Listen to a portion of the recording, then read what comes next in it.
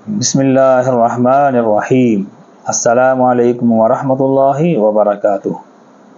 ہماری ایک بچی کا فون آیا ہے اور اس نے کچھ سوال بھیجے ہیں جن کے جواب چاہتی ہے۔ دلی وکاس نگر سے افسانہ سلطان کا۔ تو ان کا سوال نمبر 1 ہے، میں ایک سوال پڑھتا جاؤں گا اور اس کا جواب بھی ساتھ ساتھ دیتا جاؤں گا۔ سوال نمبر 1، ناخن کاٹ کر پھینک سکتے ہیں یا نہیں، یا احتیاط سے کاٹ کر سنبھال کر کہیں ڈالنے ہوتے ہیں؟ یہاں لوگ کہتے ہیں کہ ایسے ہی ناخن یہاں وہاں پھینکنے سے ناخن لعنت کرتے ہیں، بلکہ ان کو کاٹ کر پڑیا میں باندھ کر سنبھال کے ڈسٹ بن میں ڈالا جائے۔ استغفر اللہ، نعوذ باللہ۔ یہ من گھڑنت باتیں ہوتی ہیں، ان کا حدیث سے کوئی تعلق نہیں ہے، شریعت سے کوئی تعلق نہیں ہے۔ ناخن جہاں چاہے کاٹیں، جہاں چاہے وہ گریں، جہاں چاہے پھینکیں۔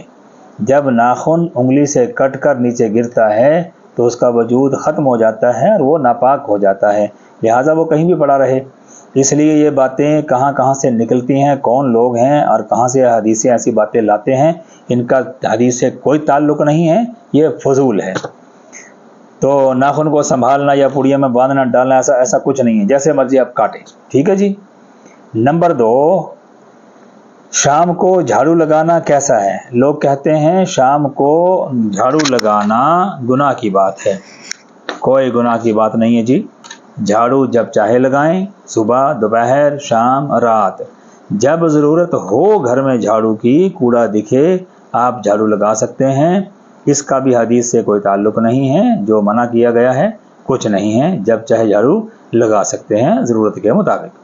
سوال نمبر 3، شام کو یا رات کو کنگھا کرنا کیسا ہے؟ لوگ کہتے ہیں گناہ ہے۔ بس یہ پتہ نہیں کون لوگ ہیں اور کہاں سے آتے ہیں جو ایسی باتیں نکال کے پھیلا دیتے ہیں جن کا کوئی وجود نہیں ہے، جن کا حدیث سے کوئی تعلق نہیں ہے۔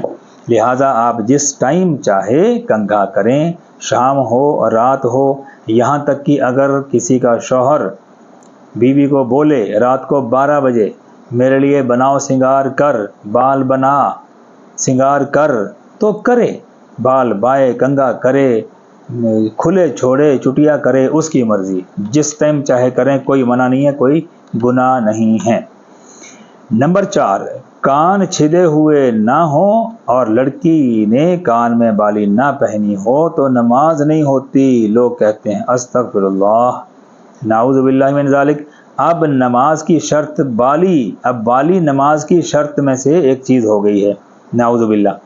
ایسا کچھ نہیں ہے، اس بیچاری نے بالی پہنی ہے، کان چھدے ہیں یا نہیں چھدے، بالی پہنی ہے یا نہیں پہنی، وہ بہرحال نماز پڑھے، اس کی نماز بلا شبہ ہوگی۔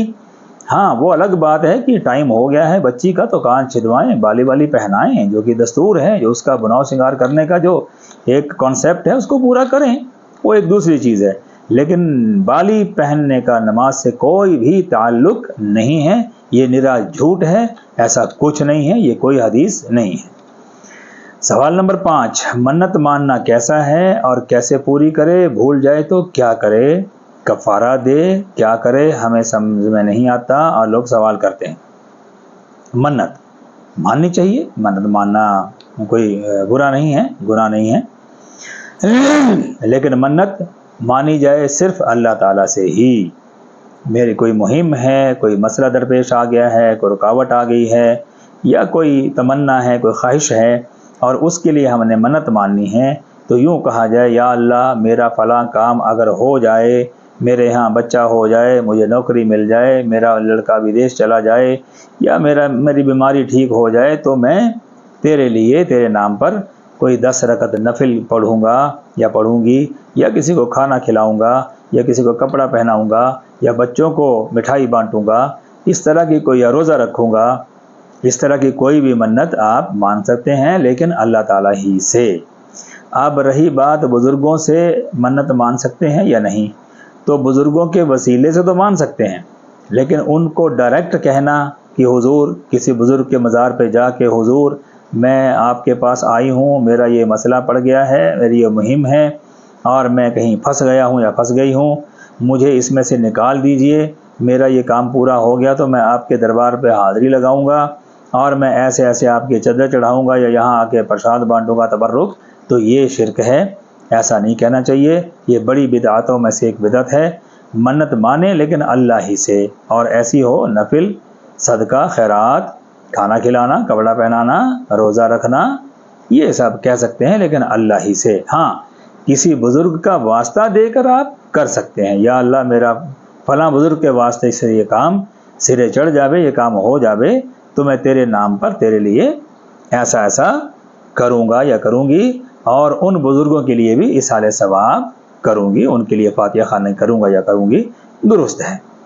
سوال نمبر 6، ہاں اس کا کوئی اچھا اگر وہ منت بھول جاوے تو بھول جائے، اس کو یاد نہ رہے تو جب بھی یاد آوے اس کو پوری کرے، کیونکہ منت جلدی سے ماننی نہیں چاہیے، لیکن اگر مان لی ہے تو اب اس کا پورا کرنا واجب ہے، لہٰذا وہ یاد کر کے اس کو پورا کرے۔ اگر یاد ہی نہیں آ رہا میں نے کیا کہا تھا، کہاں کی تھی، کیا کیا تھا، تو اس کا علاج وہی ہے کہ وہ اللہ کو حاضر ناظر کر کے اور اللہ سے معافی مانگ کے توبہ کر کے اور کچھ مسکینوں کو کھانا کھلا دے وے، یا کسی کو کپڑے پہنا دے وے، کسی کو پیسے دے دے وے، یا روزے رکھے، یا کسی کو کھانا کھلائے، یا غریبوں کی مدد کر دے وے، وہ ہو جائے گا۔ نمبر 6، قرآن پاک اچانک ہاتھ سے گر جائے چھوٹ کر تو کیا گناہ ہے اور کیا کفارہ ادا کرنا ہوگا، اس کے لیے کیا کیا جائے؟ تو بھائی اگر قرآن پاک ہاتھ سے اچانک سڈنلی گر گیا، چھوٹ گیا اور گر گیا، تو اس میں کفارہ یا کوئی گناہ آپ کو نہیں ہوگا۔ ہاں اس کا ریئیکشن کیا ہونا چاہیے وہ میں آپ کو کر کے دکھا دیتا ہوں۔ مثال کے طور پہ یہ تو کتاب ہے، ہم تصور کر لیتے ہیں یہ قرآن، اور یہ میرے ہاتھ سے گر گیا، تو ریئیکشن یہ ہونا چاہیے، افسوس کی کیفیت اور حیرانی کی کیفیت بناؤ، اور اس کو اٹھاؤ اور فوراً سینے سے لگاؤ، چوم لو اور استغفر اللہ، توبہ، قرآن پاک گر گیا، لا حول ولا قوت، بس ہو گیا، کافی ہو گیا۔ اس کے لیے کوئی کفارہ ادا کرنے کی ضرورت نہیں ہے، اور آپ کو پر کوئی گناہ نہیں ہے۔ ہاں اگر جان بوجھ کر کوئی پھینکے تو وہ حرام ہے اور وہ سخت گنہگار ہوگا، بلکہ ہم تو کہتے ہیں کہ وہ اسلام سے خارج ہو جائے گا جو قرآن کو جان کے پھینکے۔ بہرحال اچانک خود بخود گر جانے سے کوئی گناہ اور کفارہ لازم نہیں آتا۔ نمبر 7، دعا مانگنا وسیلے سے حضور نبی کریم صلی اللہ علیہ وسلم کے یا کسی بزرگ یا ولیوں کے کیسا ہے، اور صدقہ کہنا چاہیے یا وسیلہ کہنا چاہیے یا طفیل کیا؟